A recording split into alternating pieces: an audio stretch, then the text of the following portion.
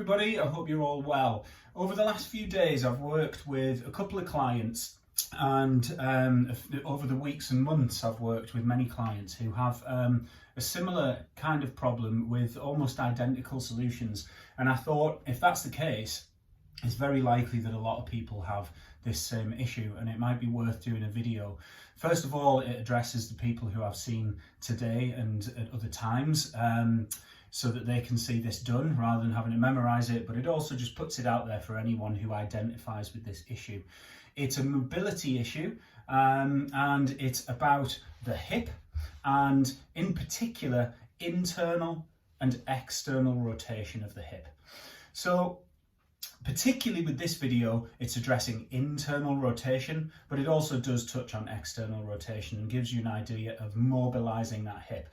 The issue with this is that if you're doing something, particularly running, cycling, there's lots of even rowing because you're sliding backwards and forwards, which requires hip mobility. If you are restricted in this kind of movement, although the exercise itself may just be up and down, you stand the chance of injury because you don't have that kind of margin of error. If something goes wrong or there's some reason that your leg has to kick out, you're going to hit that restriction and that could lead to injury. So having mobile hips beyond the need of your specific exercise, although you don't want to stray into laxity, but having mobility beyond your specific need is an important part of injury prevention. So we're looking at that today. Now quickly, what internal and external rotation is, because it can be thrown off by the lower limb, the lower part of the leg.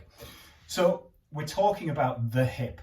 That's the ball and socket, the femoral head where it goes into the socket in your pelvis, and internal rotation from here takes the leg that way.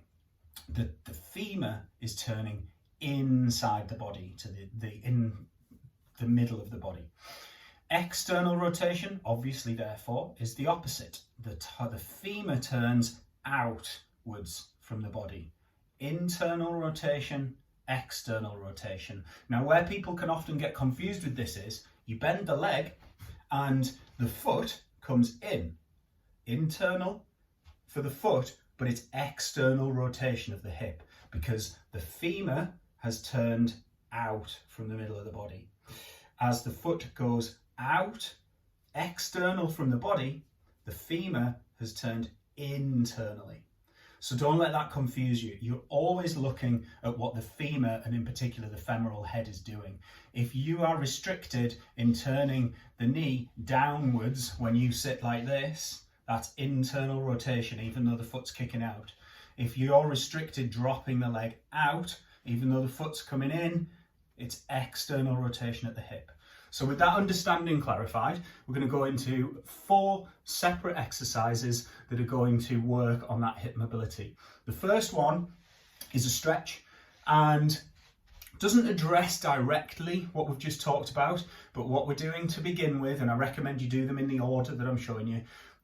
What we're doing to begin with is we're loosening up the lower back, we're opening up the glutes a little bit, just stretching through the glutes and just getting into the hip a little bit to prepare it. So all you're going to do here, lying out flat, and many of you who've followed my videos before will have done this exercise. The left arm goes out and the left leg comes up to 90 degrees at the knee and hip, and the right hand draws the knee across the body and let your pelvis come across. Keep your shoulders on the ground, and the target is to get this knee down to the floor. Now, if you can't do that, that's fine. That's just the target. If your furthest point is up here, that's fine. Just use your breath, breathing in and out to soften into the stretch. And over time, you may deepen into that stretch.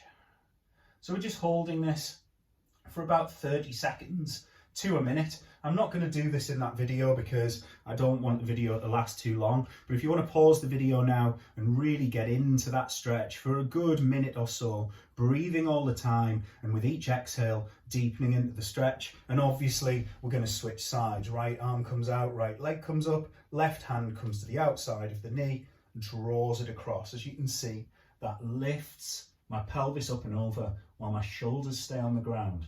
This is a good spinal mobility stretch, but it's also getting into those glutes and getting into the hip, just to loosen things off. And big breath in and a full breath out to deepen into the stretch as you go.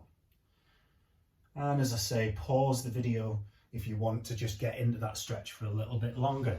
I'd recommend you do that obviously at least once on each side, but you could do that twice on each side for about 30 seconds to a minute. So the next exercise is going to get right into those hips. Again, people who followed my videos will be familiar with this exercise, but putting it into this context is a bit of new information potentially for you.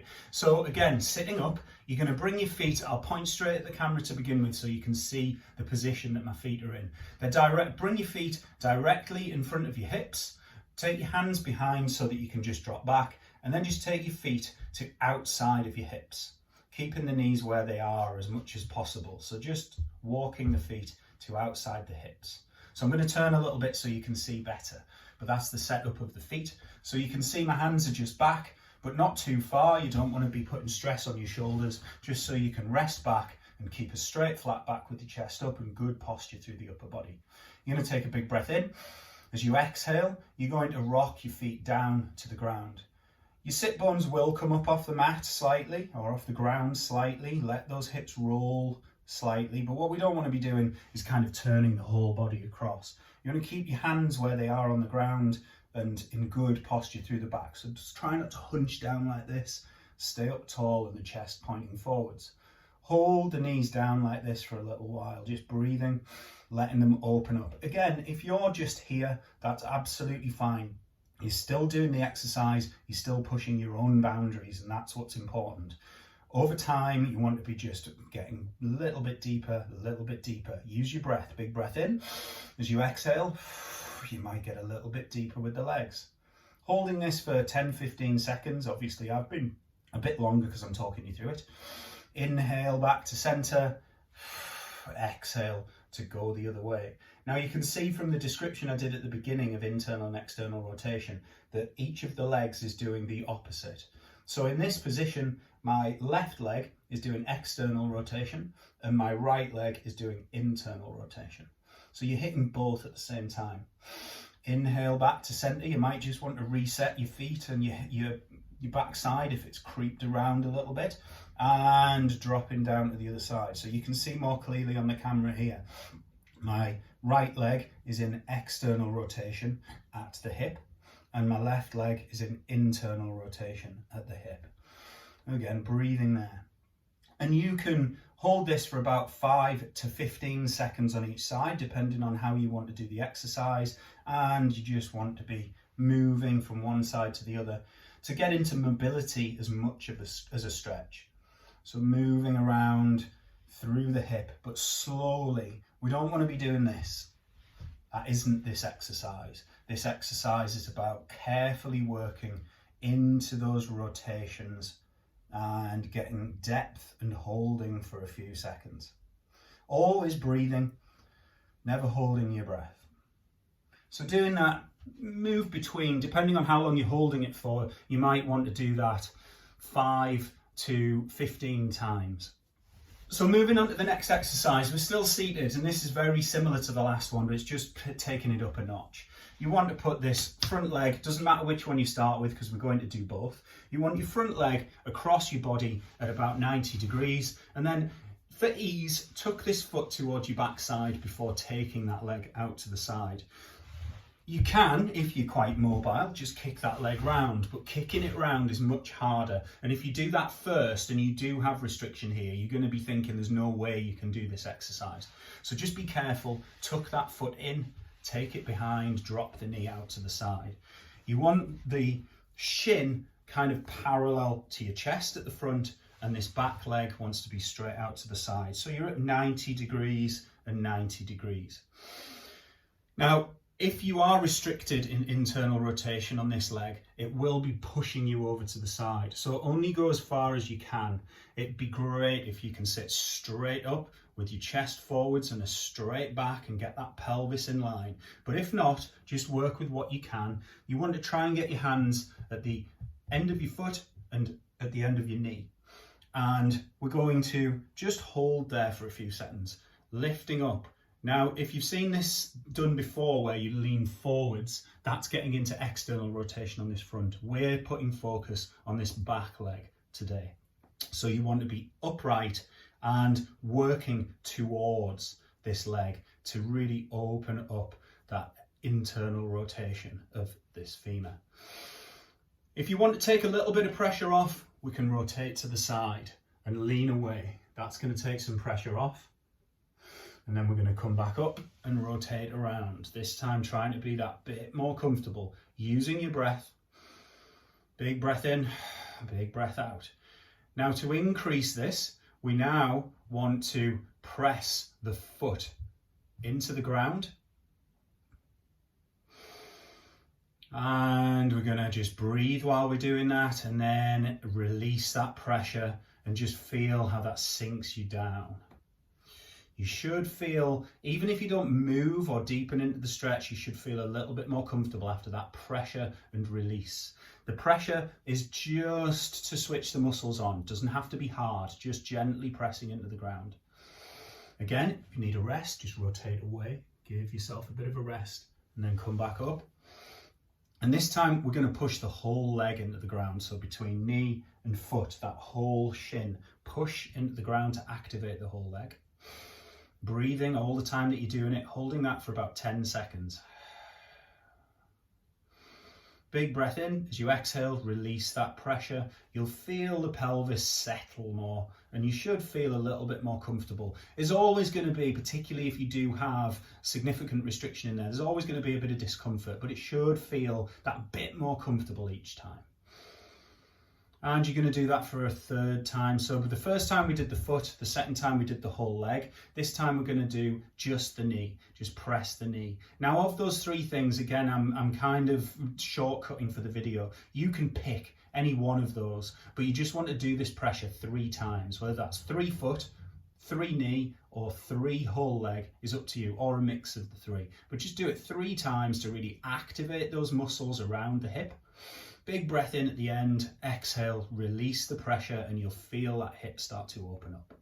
Now being really careful, because we've got the hip in a kind of a fragile position here, particularly if you've got significant restriction, you want to come out of this extremely carefully. You might want to tuck that foot back in and draw it through very gently. We don't want that hip popping or anything to go wrong. Take your time and move yourself out of it. Don't just jump out of it. And obviously, I'm not going to do it on the video, but obviously we're now going to switch sides and do exactly the same thing. Then we're going to switch to the final exercise, the 4th one, and I'm not going to be able to see the camera very well with this one because it's face down, but you want to get yourself laid out straight, face down, put your hands on top of each other and just pop your forehead on there so that you're comfortable for the duration of this exercise. I'm just going to turn my head so that you can hear me more clearly and I can see what's going on, but you just want to keep that forehead down. Keep yourself in good posture through the body, and you're going to bring, again, doesn't matter which leg, we're going to do both, but I'll do my left because it's closest to the camera. Bring it straight out to the side. If you can't get it straight out to the side, as ever, that's fine. You're doing this exercise because you may have restriction, which means you don't have the full range at this point. We'll work to that over time. But you want it 90 degrees at the hip, 90 degrees at the knee, if you can. If you're down here, that's fine. You can still work on this exercise in exactly the same way. So getting that leg in position, you're just going to sit here for a few seconds, just breathing, just taking deep breaths in and out. And you're just going to let yourself settle and just notice, scan all of the muscles, lower back, glutes, the legs, even the trailing leg that appears to be doing nothing. You might find that you've got muscles switched on in there. So just scan through your whole body at this point and just switch off all of those muscles so that you're relaxed onto the ground and you're allowing just the position of your body to open up this hip. You're then going to go into that pressure thing that we were doing in the last exercise. So the first thing I want you to do is take a breath in, and as you exhale, press your knee into the ground. It's almost as if you're pushing the knee down and lifting the foot, but we're not going to lift the foot. Just press the knee into the floor. Breathing all the time that you're doing it for about 10 seconds. Big breath in at the end, exhale, release that pressure, and again, just do that full body scan to melt all of those muscles away so that you're relaxed and allowing the position of the body to do the work. You're going to do that 3 times. Again, I'm not going to do that on this video to keep it shorter, but pause the video and just press for 10 seconds. Big breath in at the end, exhale and release, and let all of those muscles go. Once done, I'm going to stay in this position, but this time we're going to do 10 foot lifts. You're going to lift that foot as high as you can and lower back down. You're going to exhale on the lift, squeeze to the top, inhale to lower, exhale, lift. Really press the knee into the ground, lift the foot as high as you can, and really feel that in those hip muscles, and lower back down. And you're going to do that 10 times. Squeeze at the top, don't hold for too long. Inhale, back down. And again, switching sides by straightening out. You might want to just have a little bit of a wriggle just to reset all the way through the pelvis, lower back and the legs, and then bring the other leg into that position and repeat. So although this video has been a little bit longer because of the descriptions, you should find that that can comfortably fit into a 10-minute routine, that if you do have significant restrictions, particularly an internal rotation at the hip, I would recommend you do try to do at least once a day for a good week or so to start to see the progress, and after that you can just use it as and when you want to progress with it. Any questions or any issues with that, get in touch and I'll reply as quickly as I can. If you have any concerns about that rotation of the hip or hip stability, I can absolutely help. So just ask me about that and I'll get back to you as quickly as I can. Take care for now, and I'll speak to you soon.